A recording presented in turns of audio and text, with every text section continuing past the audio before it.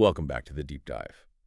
I want to start today by talking about a habit I think almost everyone has, that late night, maybe I should move to Vermont habit. Oh, the real estate voyeurism. I know it well. Exactly. Just scrolling and scrolling through these incredible houses you have absolutely no intention of buying. It's a form of entertainment. Hmm. And for millions of people, that experience happens on one specific platform. But we're not just talking about the app you scroll on. Today, we're looking at the absolute machinery behind it, the corporate strategy, the tech, the 30-year history. We're talking about Realtor.com.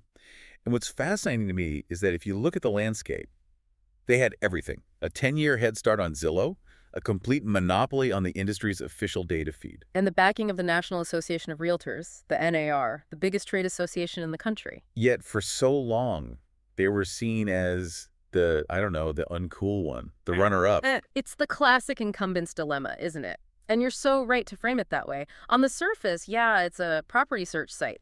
But when you dig into the source material we've pulled for this, we're talking corporate filings from Moving, the big acquisition records from News Corp, all the strategic documents leading up to early 2026. You see, it's really a story about a decades-long identity crisis. An identity crisis? How so? Well, what is it? Is it a tech company, born and bred in Silicon Valley? Is it a media company, which is what News Corp tried to make it? Right. Or is it just a member service for a trade association? And for 30 years, it's been trying to be all three at once. And that tension just defines their entire history. It's wild. We're looking at a company that started in, 1995? The absolute dawn of the public internet. It survived the dot-com crash, got bought by Rupert Murdoch's global media empire, and today it's deploying, actual artificial intelligence to change the fundamental economics of being a real estate agent. So that's the mission for this deep dive. We're not just reviewing features on an app. We're using Realtor.com as a case study. Exactly. A case study in platform economics, how a completely closed protectionist network, which is what it was basically forced open by the web, and how it's now desperately trying to pivot from just being a digital billboard for agents to something more like a matchmaker for the entire transaction. And the scale is just staggering. I was looking at the numbers. We're talking 68 million monthly users. Billions. With a B in valuation swings, and a tech stack that's gone from grainy JPEG photos to predictive climate risk modeling. So yeah, it's a story of digital transformation, but it's also, a story of huge missed opportunities and some incredibly aggressive and expensive catch-up strategies. Okay, so let's go all the way back. So understand the DNA of this company. You have to put yourself in 1995. A different world. Totally. Windows 95 is just launching. Most people are hearing a dial-up modem for the first time. And the real estate industry is sitting on this absolute goldmine of data, but they are, and I think this is the right word, they are terrified of sharing it. Terrified is exactly the right word. You have to understand the power dynamic back then. The real estate agent was a gatekeeper, a guardian of information. Right. If you wanted to know what houses were for sale in your town, what did you do? You had to physically go to an office, a real estate office.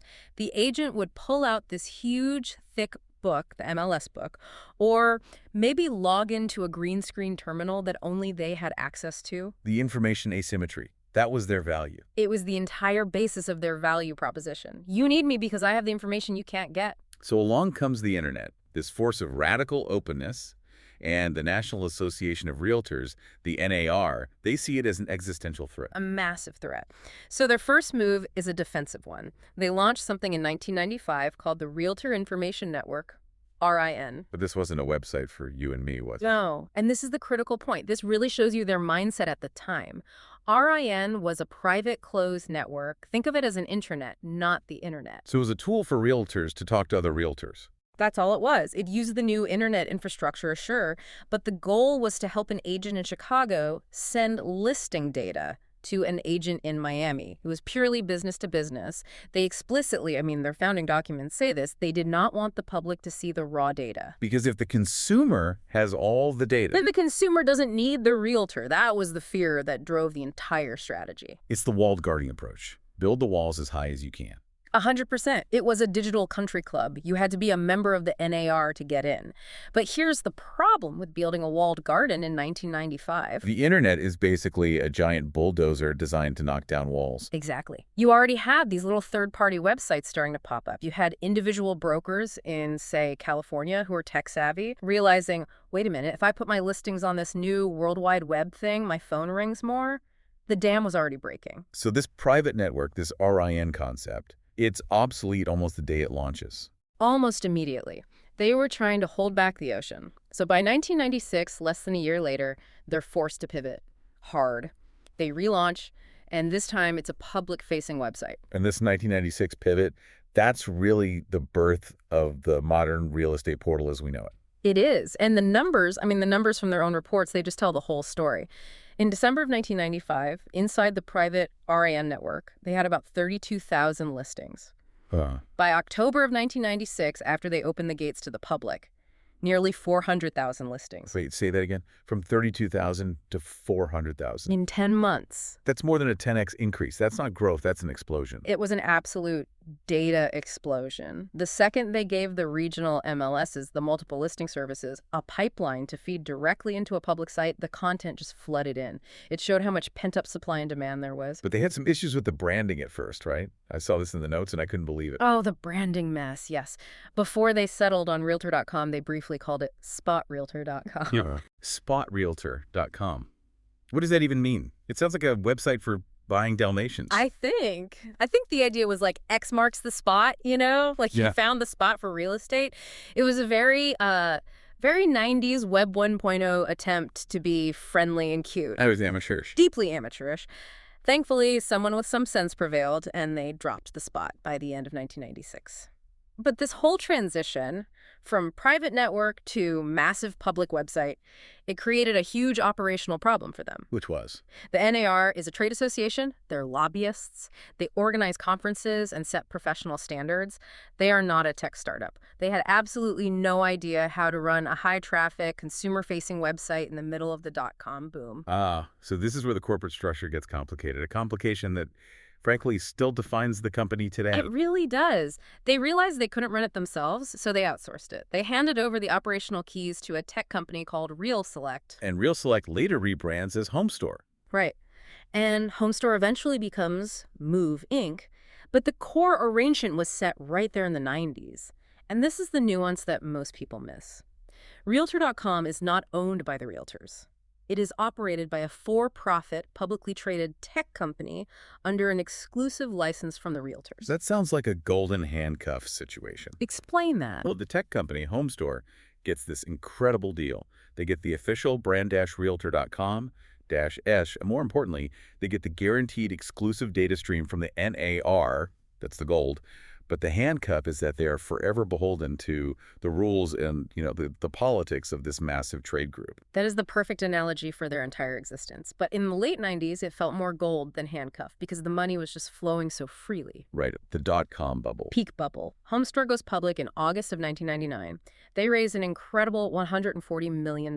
And their strategy at the time was fascinating. It wasn't about product innovation. It was about pure brute force distribution dominance. This was the era of the portal wars. The portal wars, exactly. Today, if you want traffic, you focus on Google SEO or TikTok or whatever. In 1997, the internet was smaller. The on-ramps were the big portals. AOL, Yahoo, NBC, USA Today. And if you could control the little real estate button on the AOL homepage. You controlled the entire market. It was digital beachfront property. And HomeStore, running Realtor.com, went out and bought all of it. They bought it all. They signed an exclusive deal with USA Today in 97. Then they got NBC. Then came the massive multi-million-dollar deal to be the exclusive real estate provider for AOL. They paid a fortune for these placements. The strategy was basically, there will be no other door to real estate on the internet. All roads lead through us. And for a while, it absolutely worked. It created this huge, deep moat around their business. By 1999, they had something like 1.3 million listings. They were the undisputed king of online real estate. No one was even close. And to give them some credit, I saw in the source material, they weren't just sitting on the data. They were trying to innovate, even back then. They were experimenting with virtual tours in 1999. I have to stop you there. A virtual tour in 1999. Most of us were on screeching 56K dial-up modems. Yeah. What did that even look like? Was it just a picture that took 10 minutes to load? It was probably a series of still photos stitched together into a kind of clunky 360-degree panorama that, yes, probably took 5 minutes to load and was incredibly grainy. But the intent was there. Even back then, they understood the core user need. I want to feel like I'm walking through this house, but I don't want to leave my chair. It was visionary, even if the tech wasn't quite ready. So they enter the 2000s as the dominant player. Unbeatable.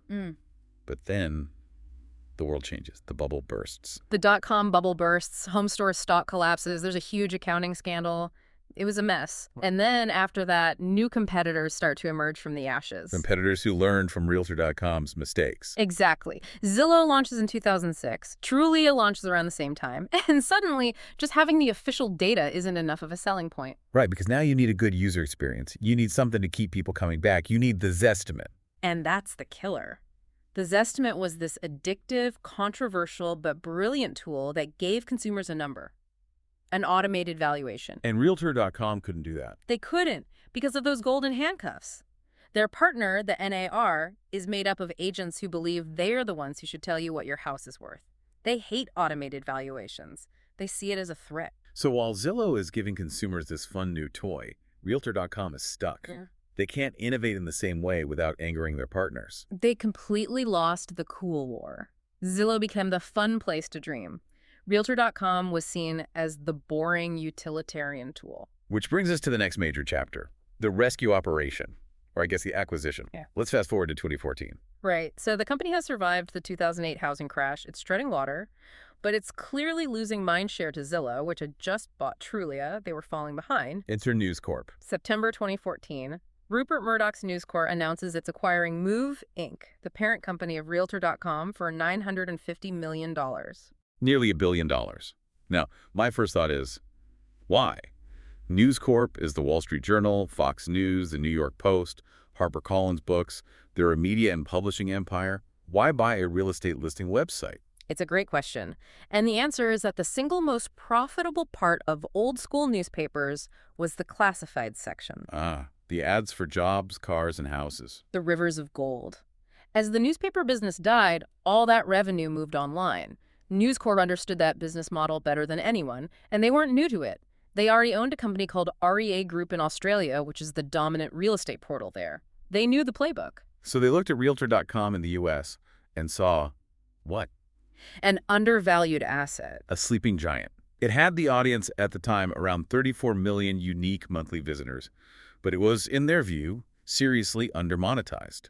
They believed they could apply their media savvy and their ad tech knowledge to make it much more profitable. And there's another angle too, right? The data angle. If you're News Corp and you want to sell targeted ads for, say, the Wall Street Journal's real estate section or for Barron's, knowing exactly who is in the market for a $2 million home in a specific zip code is incredibly valuable data.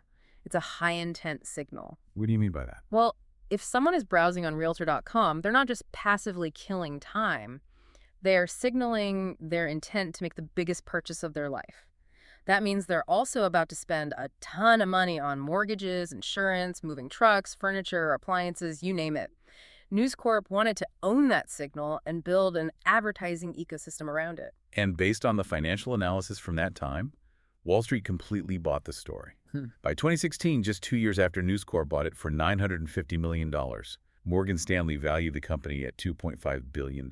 It's a staggering jump in value. How do you do that? How do you more than double the value of a company in just 24 months? What did they actually do? They went on the offensive. For years, they had been playing defense against Zillow. Under News Corp, they found a new message. They stopped trying to be cool and started hammering the idea of accuracy. Leaning into the one big advantage. Exactly. Zillow and Trulia were fun, but their data could be messy. You'd see a house listed for sale that had actually sold 2 weeks ago. So Realtor.com's marketing became all about its direct connection to the MLSs. They started running ads saying, "We have the most accurate, up-to-the-minute data." By 2016, they were claiming to display 97% of all listed residential properties in the U.S. So the new pitch to the consumer was essentially, Zillow is for dreaming, but Realtor.com is for buying. That's a perfect way to put it. When you're serious, you come to us. That positioning resonated with serious buyers and agents, and it helped them claw back a lot of ground. And behind the scenes, they were revamping the ad technology, optimizing the monetization engine, which is just corporate speak for getting more money out of agents for leads. During this period of intense change, the leadership seems to be a revolving door, Yeah. which feels telling. It does. You had Ryan O'Hara as CEO of moveandrealtor.com until 2019, then an acting CEO, Tracy Fellows. Then in 2020, David Doctorow comes in. Then he's replaced in mid-2023 by Damian Eales. That's 4 leaders in about 4 years. That signals a lot of instability, or at least a lot of searching for the right strategy. I think so. And each leader brought a very different background. Doctorow came from consumer tech eBay Expedia. He was all about improving the user experience on the app. Eales, the current CEO, came up through the News Corp side in Australia. He's much more focused on the industry relationships and the business-to-business side of things. And it wasn't just the leadership that moved. The company itself physically relocated. Yeah. They started in San Jose, Right. The heart of Silicon Valley. Right, then moved to a bigger campus in Santa Clara in 2016. But the big symbolic move was the recent one. In early 2025, it was reported they were officially moving the corporate headquarters to Austin, Texas. From Silicon Valley to the Silicon Hills. It's symbolic on so many levels. One, it's obviously cheaper, a big trend in tech. Two, it gets them out of that competitive, insular Silicon Valley bubble. But the third reason is the most important strategically. Which is? Their single biggest acquisition, a company called Opcity, is based in Austin.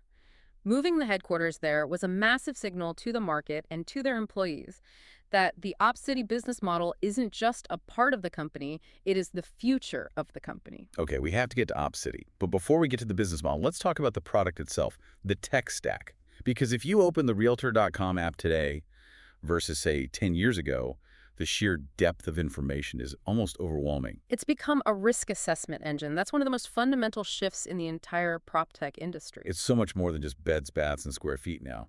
I mean, let's go through some of these features. In 2019, they added the commute time filter. Okay, that's practical, I get it. Useful, for sure. But then in 2020, they roll out the noise overlay map. The noise map is just fascinating to me. It's not just a guess. It aggregates real data from traffic sensors, from airport flight paths, from business density, and it creates this literal heat map of sound levels across a neighborhood. So I can see, block by block, if my dream house is going to be quiet, or if it's right next to a highway I didn't notice on the map. Exactly. It's addressing a very specific and very common buyer anxiety. What if I move in and I can't sleep because it's too loud? It's a quality of life metric that an agent might, conveniently forget to mention. But then it gets even more intense. This is what I call the liability layer. In 2020, they add a flood risk tool, and in 2022, a wildfire risk tool. And this is where that tension we talked about between serving the consumer and serving the agent gets white hot. These tools weren't developed in-house, were they? No, and that's important. They partnered with a nonprofit research group called the First Street Foundation. These aren't just simple ratings. They use complex climate models to project the risk of a flood or a wildfire over the lifetime of a 30-year mortgage. That's a, frankly, terrifying timeline to consider when you're looking at a house. It is. The tool will literally show you that a house might be perfectly dry today, but has a, say, 40% chance of being in a severe flood zone by the year 2045, or that its wildfire risk is rated extreme. So here's the billion-dollar question. Why would a platform whose entire business model depends on agents successfully selling houses put a giant, scary red warning label on half of their inventory? Doesn't that just kill deals? Oh, it absolutely kills some deals. I guarantee you there are thousands of real estate agents who loathe these features, who see a sale fall apart because a buyer gets spooked by a flood factor score of 8 out of 10. Why do it? Because Realtor.com, under News Corp, made a very deliberate strategic calculation. They decided that in an era of increasing climate risk, not showing the data was a bigger long-term liability than showing it. A liability in what sense? Legal? Partly legal, maybe, but mostly a liability of trust. Think about it. If you buy a house through their platform and it floods a year later and you find out that they had access to that risk data but chose to hide it from you to help the agent make a sale, you will never trust that brand again. So they chose long-term consumer trust over short-term sales velocity. Precisely. It fundamentally shifts the psychology of the user. You go from browsing and thinking, oh, look at that beautiful breakfast nook, to, look at that flood factor score.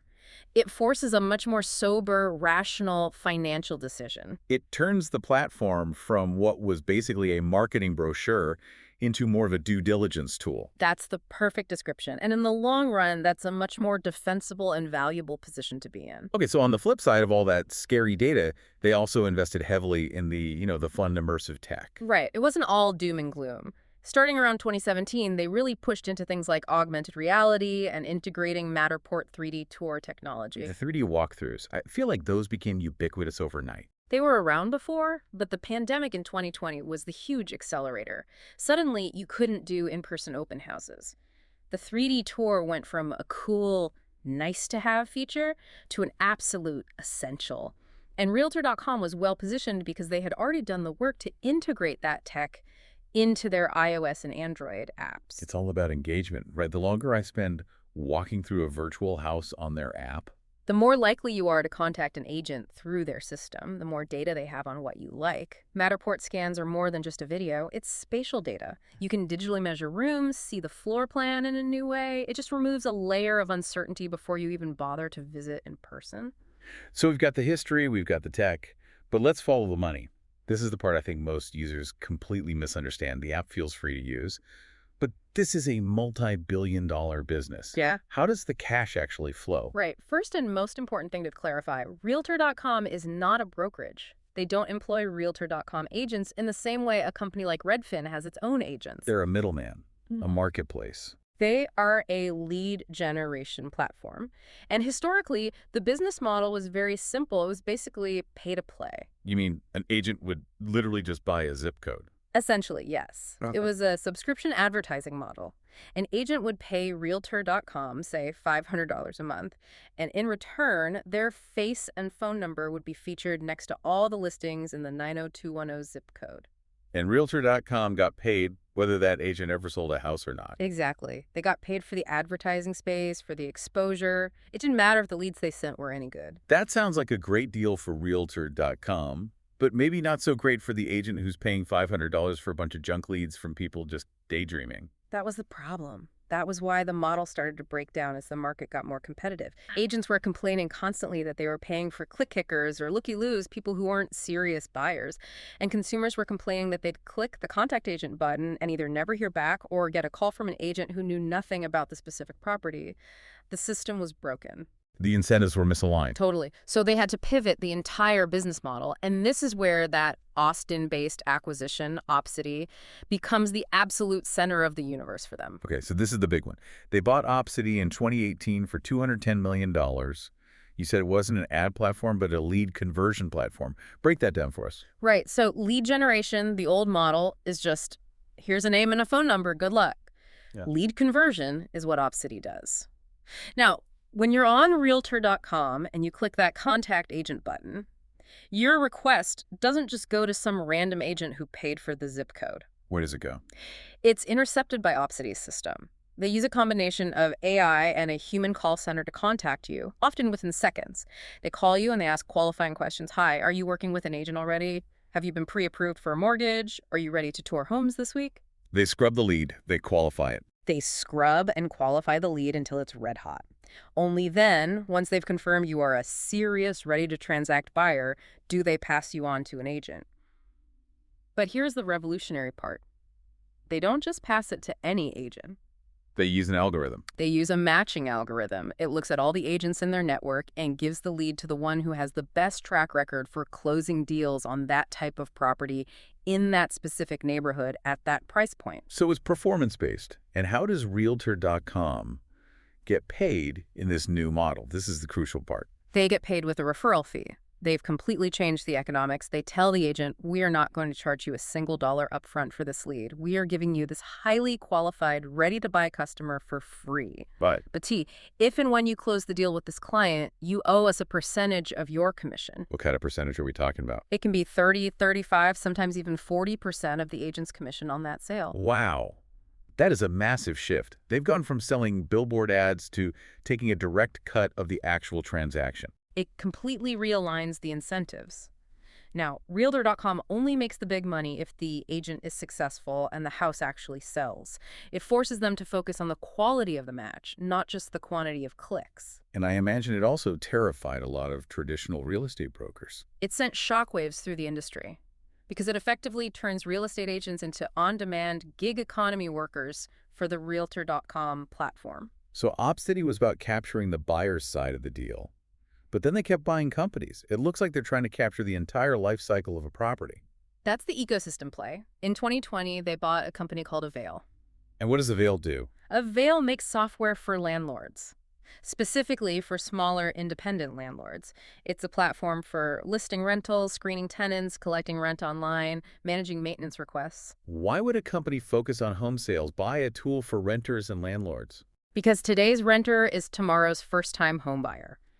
If you own the platform where they pay their rent every month, you have a relationship with them, you know when their lease is up, you can target them with marketing that says, hey, your lease is ending in 6 months.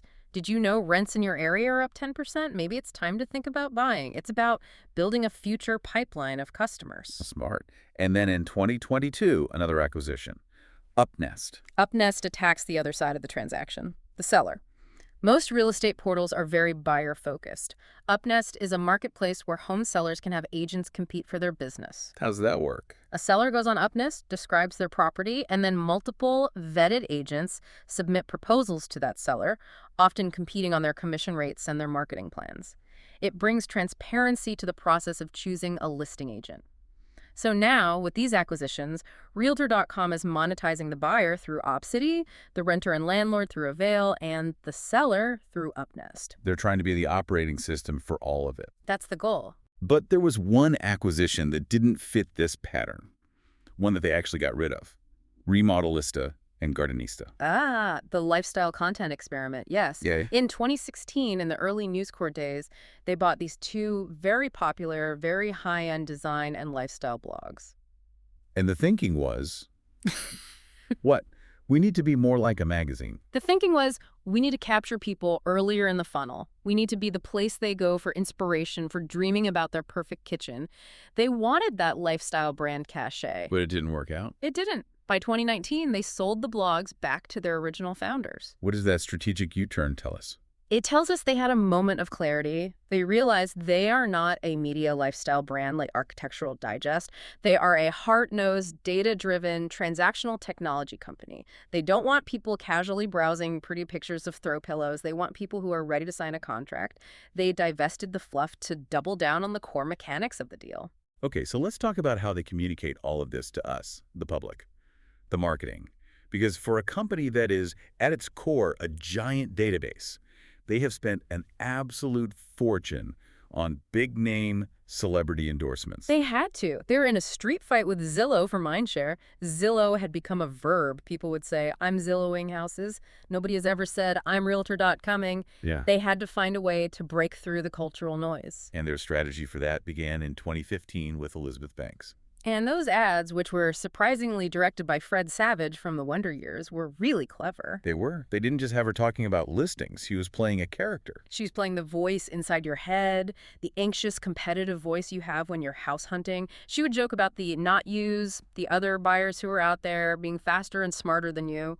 The message was almost gamified. This is a competition, and Realtor.com is the tool you need to win. Don't let the other guy get your dream house. It was perfectly tuned for the hyper-competitive seller's market of 2015 and 2016. It tapped into that very real buyer anxiety.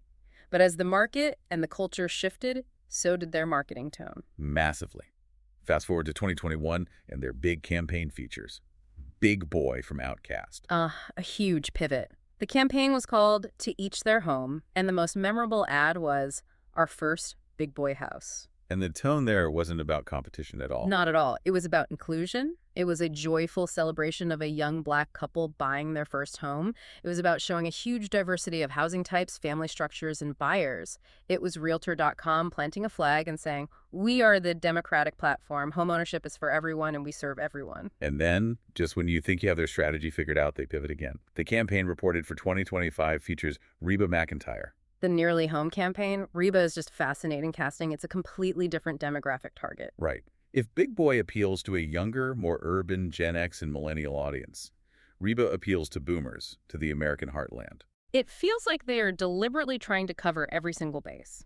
They had Elizabeth Banks for the anxious millennial first-time buyer. Right. They had Big Boy for the diverse modern home buyer. Now they have Reba for the boomer who might be downsizing or for buyers in more rural or suburban markets. Yeah, they are trying to slice up the total addressable market and have a specific message for each piece of it. It's incredibly sophisticated. They know that home buying isn't just a 30-somethings game anymore. It's retirees, it's investors, it's multi-generational families. Reba signals trust, stability, and comfort in what has become a very chaotic and stressful market. And it works. I mean, these aren't just cheesy local ads. They Yeah. win Webbies, they win Adweek and OMA awards for their marketing. They're producing high-quality entertainment. They realize that because the average person only buys a home once every 7 or 8 years, they need to find a way to stay relevant and top of mind during all the years you aren't in the market. And a memorable ad campaign is how you do that. So let's try to put all these pieces back together. We've pulled apart the 30-year history, the tech stack, the business model, the marketing. When we reassemble it, what is the big picture of Realtor.com today? I think the big picture is we are looking at a survivor. This is a company that was born in the dial-up era, that survived the dot-com implosion, that made it through the 2008 financial crisis, navigated this huge corporate marriage with News Corp, and is now trying to pivot its entire business model toward AI and referral fees. It's constantly had to reinvent itself. But there is this lingering question that's been in the back of my mind through this whole deep dive. We have all this incredible technology now. We have the Opcity algorithm matching us to the perfect agent. We have the flood data scaring us away from bad decisions. We have Reba McEntire's ads comforting us. But has all of this actually made the process of buying a house any easier or better for us? That is the great paradox of the modern real estate market, isn't it? We have successfully moved from an era of information scarcity, where you couldn't get the data, to an era of information abundance. Maybe even information overload. I think so. You can now know too much. You know the noise level, you know the projected flood risk in 2050, you know the detailed sales history for the last 40 years, you know what all the neighbors' houses are estimated at. It sounds like a recipe for analysis paralysis. That's exactly what it is. The fundamental friction in the process has moved. The friction used to be finding the right house. Now the friction is committing to a decision when you are armed with an overwhelming amount of data, much of it negative. So here's the final thought then. When you're using the app and you see that perfect house, the one with the dream kitchen and the big backyard, but right next to the beautiful photos, there's a bright red badge that says wildfire risk, 9 out of 10. Does that abundance of data make you a more confident, empowered buyer? Or does it paralyze you and maybe stop you from buying a home you would have been perfectly happy in? It definitely changes the emotional calculus of the decision. The mystery, maybe some of the romance of finding a home, is gone. It's been replaced by an actuarial table. It has. It's a transaction now, backed by data and risk modeling. Which is probably safer in the long run. Probably. But you're right, it's a lot less fun than just falling in love with a house. Still, I think I'd rather know about the wildfire risk before I sign on the dotted line. Fair point. So next time you find yourself scrolling at 11 p.m., just remember, you're not just looking at pictures of houses. You are interacting with a very complex, very expensive 30-year-old machine that is trying to predict your next move. Thanks for listening to The Deep Dive. Thanks for having me.